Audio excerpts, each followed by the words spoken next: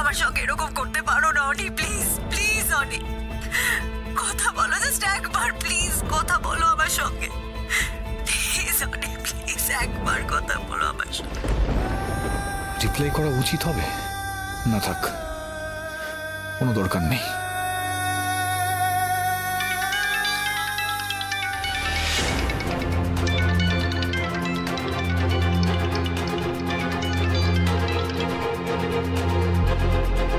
কি ব্যাপারটা কি? বারবার করে কেন ফোন করছো? তোমাকে তোমাকে এড়িয়ে যেতে চাইছি, বুঝতে পারছো না? অনি, জাস্ট একবার আমি তোমার সঙ্গে দেখা করব। অসম্ভব।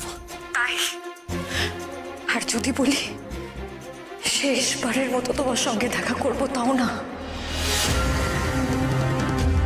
সৌমিলি, একদম মাঝে মাঝে কথা বলবে না, একদম আজে বাজে কথা বলবে না বলে দিচ্ছি কিন্তু। বেশ বেশ, করতে হবে না দেখা, করো না আমার সঙ্গে দেখা অনি। আমার কাছেও আত্মহত্যা করা ছাড়া আর কোনো পথ খোলা নেই। শেষ করে দেবো আমি নিজেকে, সেটাই তো তুমি চাও, বলো সেটাই চাও তো?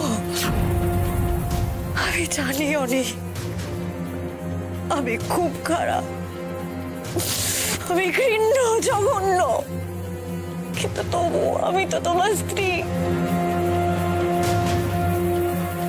তাই জাস্ট একবার তোমাকে প্রণাম করে আমি নিজেকে শেষ করে দেব।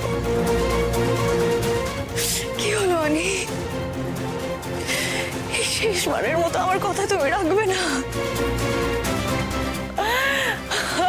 জাস্ট একবার প্লিজ।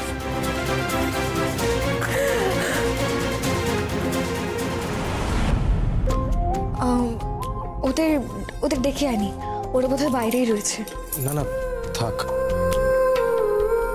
ওদের মন রাখার জন্য আমাদেরকে আজ একসাথেই থাকা উচিত। ওরা বুঝতে পারেনি হয়তো, কিন্তু না বুঝেই কত কি করেছে। ওদের কষ্ট দেওয়াটা ঠিক হবে না নীলা। মনে হয় ওরা মায়ের কাছে শুয়েছে।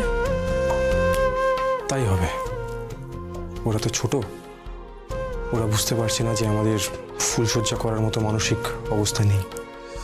চলো শুয়ে পড়ি আমরা।